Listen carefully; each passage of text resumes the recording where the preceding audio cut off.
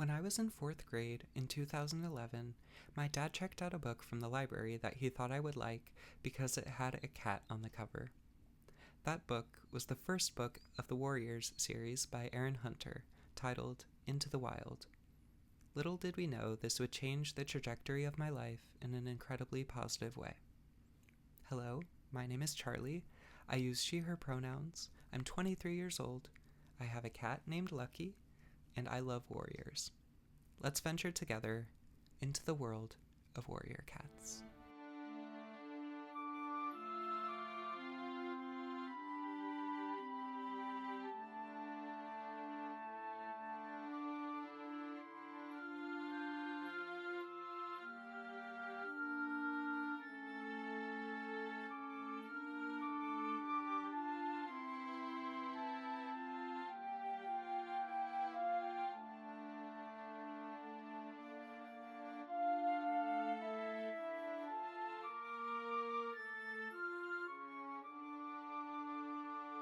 Whether this is the first time you've ever heard of warriors, or if you are a longtime fan of the books like me, this podcast is for you. Every week, I will discuss a chapter of a warriors book, page by page, without giving spoilers of later content, except in the paid version, which I'll tell you more about at the end. And I will be reading the books in the order that they were published. Once I get to the extra books like the mangas, I might condense them down into single episodes, since those stories are shorter, but we'll cross that bridge when we get to it. Feel free to use this podcast as a resource to guide you through reading the books yourself. You can listen to whichever episodes correspond to whichever chapters you have read recently if you want a place to share your excitement about this amazing series. The concept for this podcast is inspired by the podcast Through the Griffin Door by the Super Carlin Brothers, which is about the Harry Potter books. Now, I do not like J.K. Rowling because I'm a trans woman and she's a TERF, but I like the concept of the podcast of Through the Griffin Door, so that's kind of where I got the idea to do this one. And now I would like to give you some more background about my history with warriors. I loved reading Into the Wild in fourth grade, and I quickly became an avid fan of the Warrior Cats franchise. Back then, the original 4 series, each consisting of 6 books, were almost all published, and when counting the extra books like field guides, super editions, and original English language mangas, there were approximately 50 bodies of work released in the world of warriors. I read all of the original 4 series, as well as several of the extra books. Some of my friends were also interested in warriors, and over the course of a few years, we bonded over this shared interest.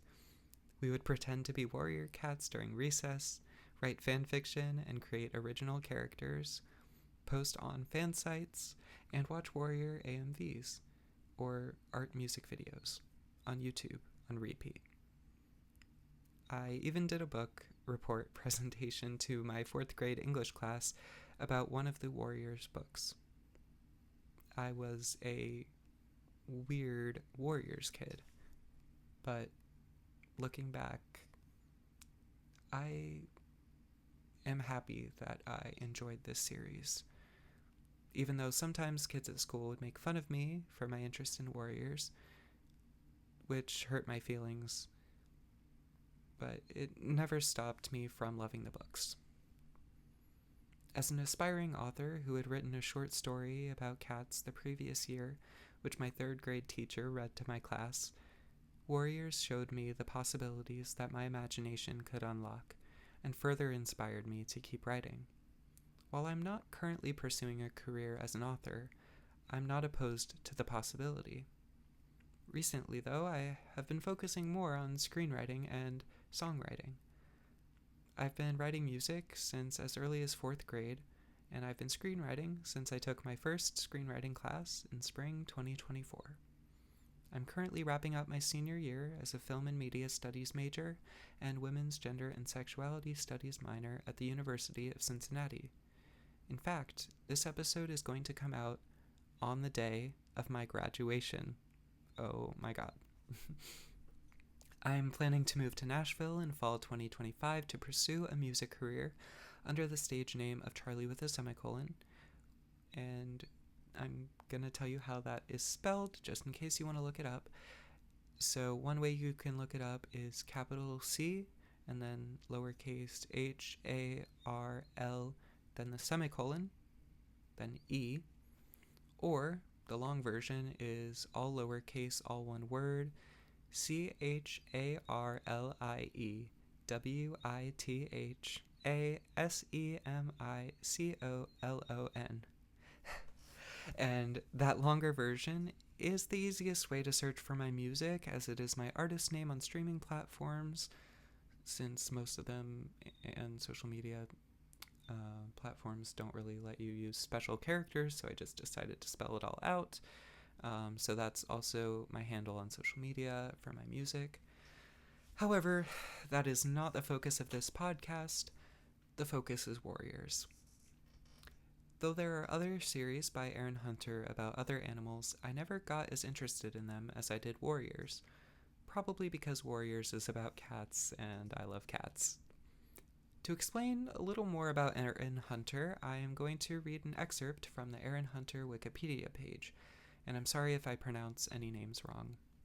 Quote, Aaron Hunter is a collective pseudonym used by the authors Victoria Holmes, Kate Cary, Cherith Baldry, Clarissa Hutton, Inbali Isserlis, Tui T. Sutherland, and Rosie Best in the writing of several children's fantasy novel series which focus on animals and their adventures. Notable works include the Warriors, Seekers, Survivors, Bravelands, and Bamboo Kingdom book series. For each book, Holmes creates the plot and the others take turns writing the books. Dan Jolly, though not an official Aaron Hunter author, also writes the stories for manga published under the Hunter name. James L. Barry, Bettina M. Kurkowski, and Don Hudson are included under the pseudonym as the illustrators of the Warriors mangas. Natalie Reese and Sarah Goder are also included as the illustrators of the graphic novel adaptation of The Prophecies Begin. In 2003, HarperCollins asked Victoria Holmes to write a fantasy series about feral cats, but not being a reader of fantasy, she was less than enthusiastic despite her love of cats. After writing one storyline, Kate Cary was brought in to write the book as Holmes went behind the scenes to supervise details and edit the book. When the third Warriors book, Forest of Secrets, was being drafted, Cherith Baldry joined the Aaron Hunter team. Tui T. Sutherland wrote the first Warriors field guide and became the fourth person under the name. The name Aaron Hunter was chosen for several reasons. If the authors used all their own names, the books would be placed in different locations in a library, making them hard to find. Additionally, they wanted to pick a surname that would place the books very close to the Redwall series by Brian Jacques, which is a book series with a similar plot to Warriors. One of the authors suggested Hunter, and the others felt that it was perfect because not only did it place the book series close to Jacques, but it evokes the image of a cat. Victoria Holmes suggested Aaron because it was one of her favorite names, and it was accepted for being a strong Celtic name and not particularly girly. End quote. And of course, there is plenty more on this Wikipedia page if you are interested in learning more about each of the Aaron Hunters individually. Another great resource is the Warriors Wiki, which has thorough details about every work in the Warriors franchise. Warriors also has its own official website, warriorcats.com, which I remember spending a lot of time exploring when I was reading the series. Over the years, I have checked up on the website to see how it has changed, and it really has changed a lot, though it still has the same essence to it that it had back in 2011. Now the website offers merch, including Warriors plushies, pins, figurines, clothes, and more exciting things that I never saw there when I was younger. There are also games available, including Warriors Ultimate Edition on Roblox. I have yet to try out Roblox, but the game looks amazing to me. I think the visuals capture the world of Warriors very well. In January 2023, there was a video on the website commemorating the 20-year anniversary of Warriors. I can't find it on the website anymore, but you should be able to find it if you search Celebrating 20 Years of Warrior Cats with the Aarons on Vimeo. In the video, Victoria Holmes, Kate Carey, and Cherith Baldry reminisce on their years working on the series together. I do want to give a spoiler warning for that video, as they discuss specific details from the series, but I definitely recommend checking it out if you are a fan of the books. Another exciting reason to celebrate is currently on the Warrior Cats website, which is the long-anticipated announcement for a Warriors animation. I will now quote an excerpt from the announcement article. Quote, "We are delighted to announce that Kulabi Productions has confirmed a deal with Tencent Video to create official animation for Warrior Cats. In collaboration with Kulabi, Tencent Video will work with the original characters and storylines to create animated adaptations for audiences around the globe. This will be the first authorized official animation of Warrior Cats, which we know the fans have been requesting for many years." End quote. That last part is so true. I've wanted to see an animated adaptation of Warrior Cats for a long time, and I'm so excited that it is finally happening. I'm very curious how they are going to approach animating the series, as there is so much to explore.